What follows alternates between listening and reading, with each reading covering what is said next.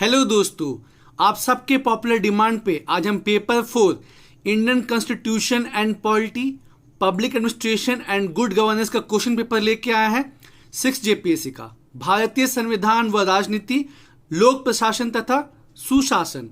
इसमें 2 सेक्शन है। पहला सेक्शन इंडियन कॉन्स्टिट्यूशन का और दूसरा सेक्शन पबैड का। वही आपको टोटल 3 घंटे का समय है और फुल मार्क्स 200। यहाँ देखिए क्वेश्चन पेपर को 2 सेक्शन में डिवाइड किया गया है और candidate will be required to answer 1 compulsory and 2 optional question from each section. हर सेक्शन में 10 ऑब्जेक्टिव क्वेश्चन है जो कि आपको करने हैं, प्लस हर सेक्शन में 4 डिस्क्रिप्टिव क्वेश्चन है, उसमें से आपको 2 करने हैं। प्रश्न पत्र 2 खंडों में विभक्त है। परीक्षार्थी को प्रत्येक खंड में 1 अनिवार्य और 2 वैकल्पिक प्रश्नों का उत्तर देना है। प्रत्येक खंड के जो 10 ऑब्जेक्टिव क्वेश्चन है वो तो करने हैं और बाकी के जो 4 क्वेश्चन है उसमें से आपको 2 करना है। तो चलिए, और कल स्टूडेंट्स ने कहा था कि सर पूरा ही क्वेश्चन पेपर डिस्कस कीजिए, तो हम आपको पूरा क्वेश्चन बताते हैं। पहले सेक्शन है जो कि इंडियन पॉलिटी पे है। Which of the following was inserted in the preamble of the Constitution of India through 42nd Constitutional Amendment Act? निम्नलिखित से कौन सा 42वें संशोधन के माध्यम से भारत के संविधान की प्रस्तावना में जोड़ा गया था? इजी क्वेश्चन है ये,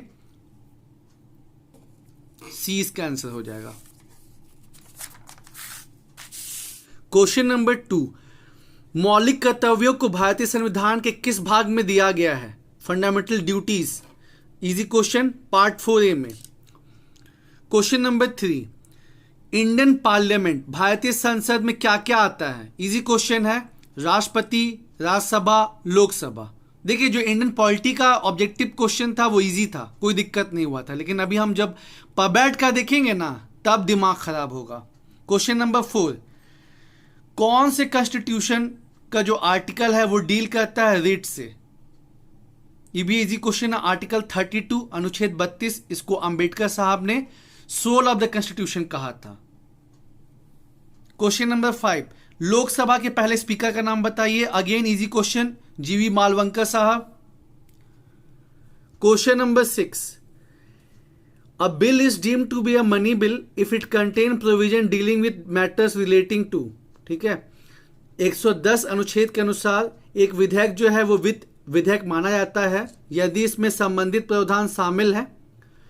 भारत सरकार के उधार लेने के नियम से भारत के संकेतित निधि की निगरानी, किसी राज्य के खातों की लेखा परीक्षा, उपर्युक्त सभी।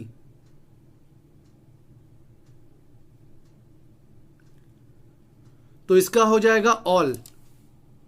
Question number 7, political parties in India are registered and recognised by. Bharat में जो राजनीतिक दल हैं वो किसके द्वारा पंजीकृत और मान्यता प्रदान की जाती है? तो इजी है, election commission of India. Question number 8, 11 schedule में 11वीं अनुसूची में कितने विषय आते हैं? पंचायत से संबंधित है, ये भी इजी है, 29।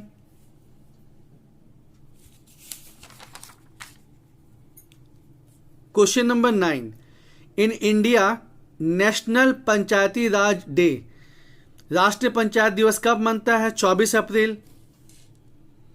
और देखिए 10th में थोड़ा कंफ्यूजन हुआ था कि वो कौन सा आर्टिकल है, वो कौन सा अनुच्छेद है जो भारत में राज्य के एक राज्यपाल के रूप में एक व्यक्ति की नियुक्ति की योग्यता निर्धारित करता है।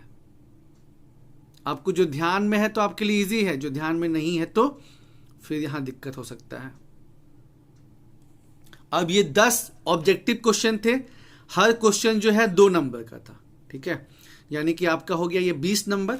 अब आपको 4 डिस्क्रिप्टिव क्वेश्चन दिए हुए हैं, इसमें से आपको 2 करना है।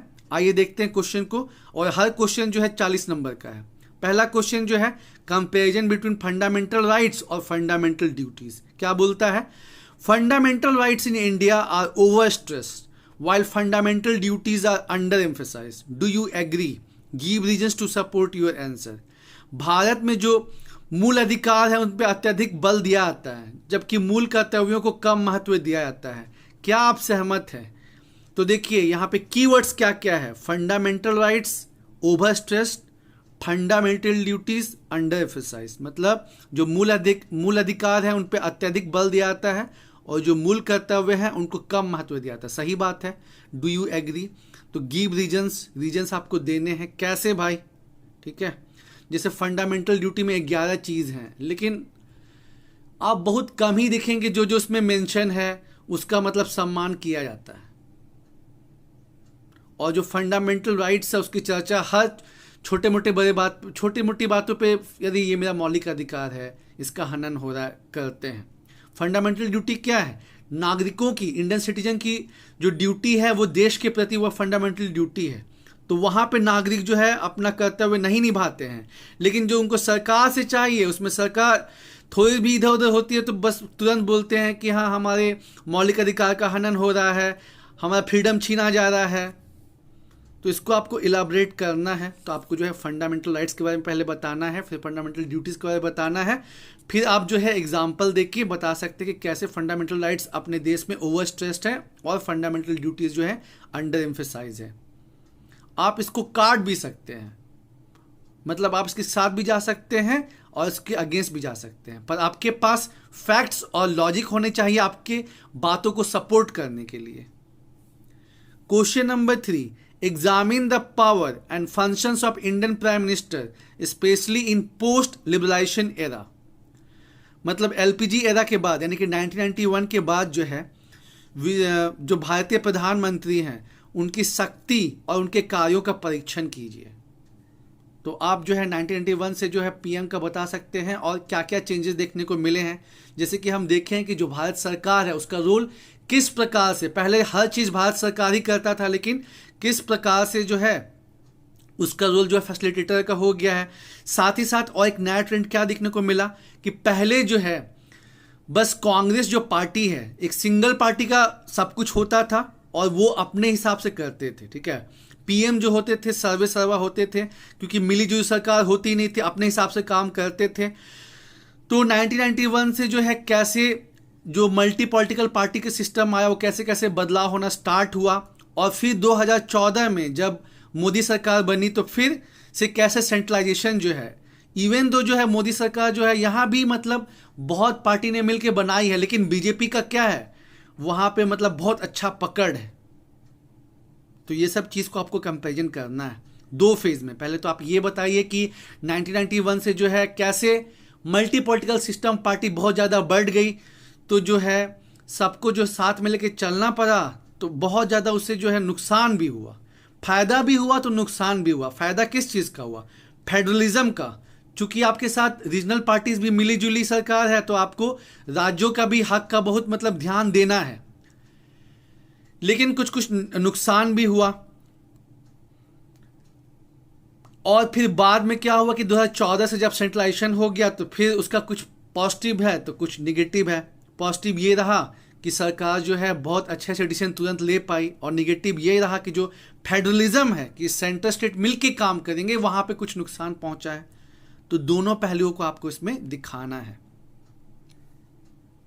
और देखिए मैं आपको बस एक गाइडलाइन प्रोवाइड कर रहा हूं, बाकी आप और पढ़िए, ढूंढिए, और आप इससे भी जितना बेहतर हो उतना अच्छा आंसर लिखिए। एक एक क्वेश्चन पे ना 3-4 घंटे लगाइए। जितना मेहनत करेंगे उतना बढ़िया आपका आंसर होगा। सोचिए क्या कुछ फ्लो चार्ट, कोई डायग्राम वहां पे बना सकते हैं जी। लॉकडाउन में यही सब तो इनोवेट करना है, कुछ नया, कुछ अनोखा जो आज तक आप नहीं करे हैं। क्वेश्चन नंबर 4, जो 73rd और 74th संविधान संशोधन किया गया कॉन्स्टिट्यूशनल अमेंडमेंट, उसने रूरल और अर्बन लोकल गवर्नमेंट इंस्टीट्यूशन में एक नई जान डाल दी। इसको आपको डिस्कस करना है क्रिटिकली। तो जाहिर सी बात है भाई कि जो 73rd और 74th अमेंडमेंट हुआ, 73rd से पंचायती राज सिस्टम को संवैधानिक दर्जा मिल गया, 74 से मतलब जो नगर पालिका है उसको संवैधानिक दर्जा मिल गया। कब हुआ था? 1992 में हुआ था, और 1993 से ये लागू हुआ। तो जाहिर सी बात है कि जो डिसेंट्रलाइजेशन है, विकेंद्रीकरण, उसको बहुत बल मिला। पहले जो राज्य हैं वो लोकल बॉडीज को पैसा नहीं देते थे, चुनाव नहीं कराते थे, जो वहाँ पे महिलाएं और जो वीकर सेक्शन है, शेड्यूल कास्ट, शेड्यूल ट्राइब, उनका रिप्रेजेंटेशन नहीं हो पाता था, लेकिन 73rd और 74th अमेंडमेंट से इसमें काफी बदलाव हुआ। राज्यों को हर 5 साल पे पंचायत का, म्यूनिसिपैलिटी का चुनाव कराना मैंडेटरी हो गया। साथ ही साथ 29 सब्जेक्ट दिया गया पंचायत को, 11 म्यूनिसिपैलिटी को, नहीं 18 म्यूनिसिपैलिटी को, और उसके बाद जो है लोकल मतलब वीकर जो सेक्शन है उसका representation, schedule caste, schedule tribe, women's का जो है सीट रिजर्व किया गया, और भी ढेर सारा बदलाव हुआ। लेकिन फिर भी कुछ कमी है, फंड की कमी है। पंचायत पति का आपने कंसेप्ट सुना होगा कि महिलाओं को हेड बना देते हैं, लेकिन जो है उनके पति उनको कंट्रोल करते हैं। ढंग का जो है हॉस्पिटल नहीं है, ढंग का जो है स्कूल नहीं है गांव में, तो ये सब जो है कमियां हैं। तो आपको दोनों जब क्रिटिकली एनालाइज करने बोले तो पॉजिटिव निगेटिव दोनों बोलना है, लेकिन एक पॉजिटिव नोट पे खत्म करना है, ठीक है। निगेटिव एंडिंग नहीं करनी दोस्तों, ध्यान रखना है, क्योंकि उससे पता चलता है कि हाँ मतलब आप पॉजिटिव अप्रोच वाले हैं कि नेगेटिव अप्रोच वाले। वे फॉरवर्ड करके आपको जो लिखना है कि ठीक है भाई ढेर सारी कमियां हैं, लेकिन फिर भी ओवरऑल अगर आप बात करेंगे तो जो 73rd और 74th कॉन्स्टिट्यूशन अमेंडमेंट हुआ, इससे बहुत पॉजिटिव बदलाव आया है। क्वेश्चन नंबर 5, इसमें 2 पार्ट थे, ए बी, दोनों 10-10 मतलब दोनों 20-20 मार्क्स के। जनहित मुकदमेबाजी की अवधारणा, concept of public interest litigation PIL, और दूसरा जो है right to equality granted in the constitution. तो इस पर आपको बताना कि PIL का कंसेप्ट कहाँ से आया, अमेरिका से आया, इंडिया में कब स्टार्ट हुआ, इसका क्या पॉजिटिव है क्या निगेटिव है। राइट टू इक्वालिटी, समानता का अधिकार। अब देखिए दोस्तों, इस समानता के अधिकार को कुछ स्टूडेंट्स ने तो बस मौलिक अधिकार में दिखा दिया, फंडामेंटल राइट्स में, और कुछ ने बताया कि हाँ मतलब भारत में समानता का अधिकार क्यों जरूरी है, थोड़ा हिस्टोरिकल बैकग्राउंड बताया।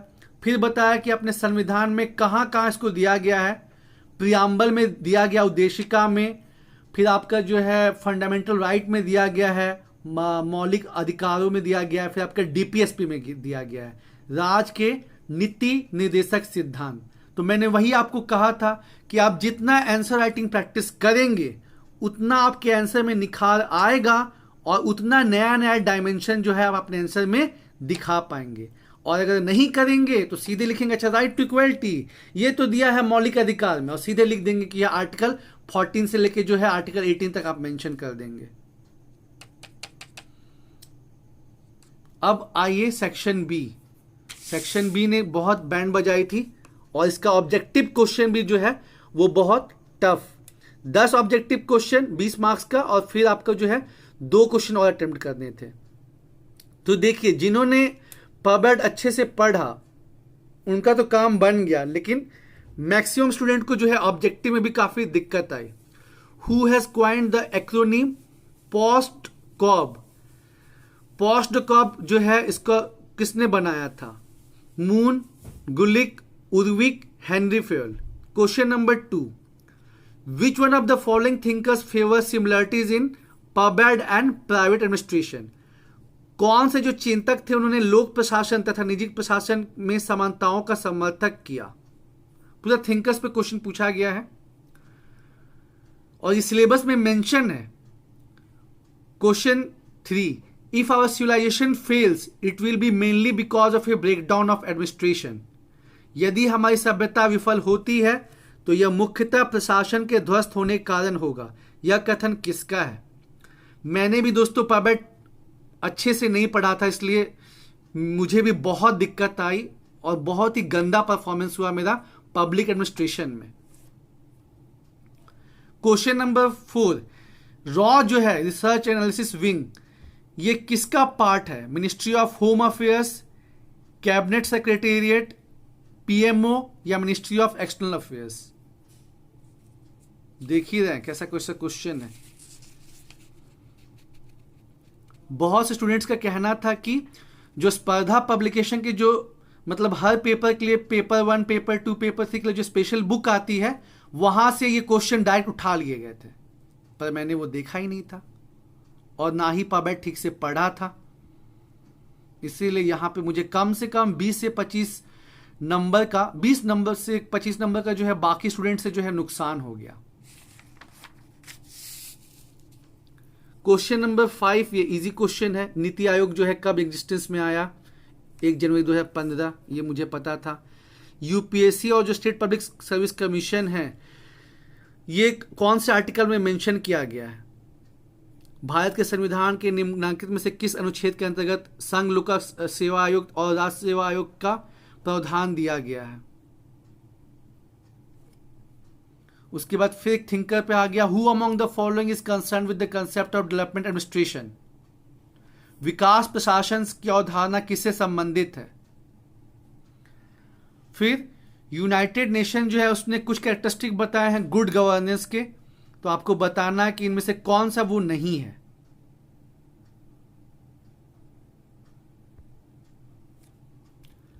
Question number 9, which one of the following is not considered to be one of the human right listed by the United Nation? संयुक्त राष्ट्र के द्वारा जो सूचीबद्ध मानव अधिकार उनमें से कौन नहीं आता है? Question number 10, how many types of bureaucracy were given by Morstein Marx? 2, 3, 4, 5।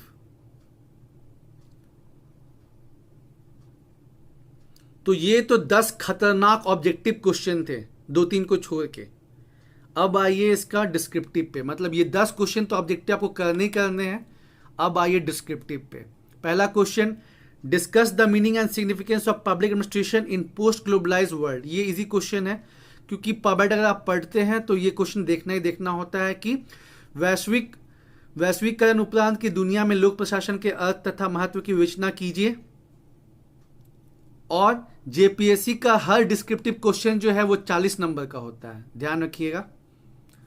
Question number 3 जो है आरटीआई पे है, कि जो आरटीआई आने से कैसे जो है पारदर्शिता आई है एडमिनिस्ट्रेशन में, अगर नहीं तो क्या कारण है, वो कैसे ठीक हो सकता है। How the right to information act 2005 has achieved its desired objective of enhancing transparency in administration? If not, identify regions and suggest the roadmap ahead. तो आपको पता ही होगा कि आजादी के बाद जितने अधिनियम आए हैं उसमें से आरटीआई एक्ट जो है वो बहुत बहुत महत्वपूर्ण है। इसने जो है गवर्नमेंट के वर्किंग में जो है कितनी ज्यादा पारदर्शिता लाई है, इसमें कोई डाउट नहीं है। पहले जो है पता ही नहीं चलता था क्या काम हो रहा है, कैसे हो रहा है, कितने टाइम में होगा, लेकिन आरटीआई के आने से बहुत हद तक इंप्रूवमेंट हुआ है। लेकिन जैसे हर सिक्के के 2 पहलू होते हैं ना, वैसे आरटीआई एक्ट का भी 2 पहलू है।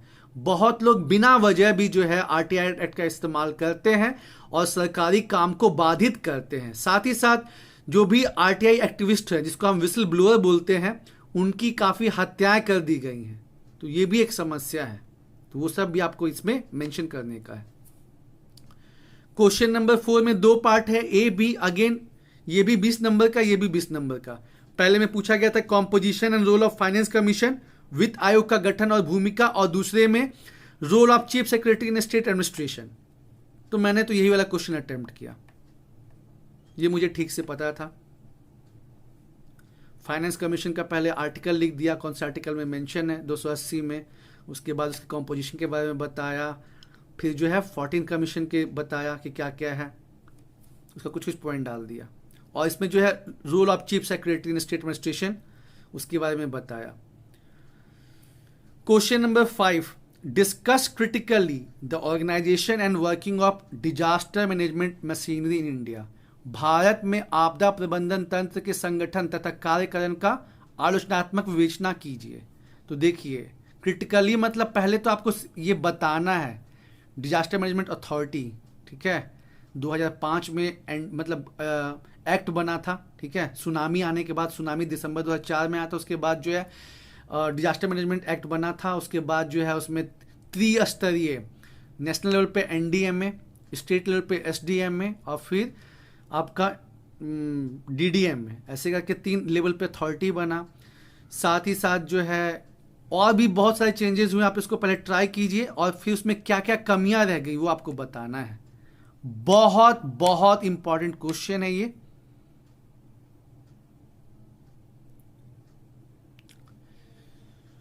तो दोस्तों, उम्मीद है आपको आइडिया लग रहा होगा, और मेरी आपसे गुजारिश है कि अभी लॉकडाउन चल रहा है तो आप इन क्वेश्चंस के आंसर्स ढूंढिए, 3-4 जगह से पढ़िए और फिर जो है आप एक जगह जो है इनके आंसर प्रिपेयर कीजिए, आपको बहुत बेनिफिट होगा।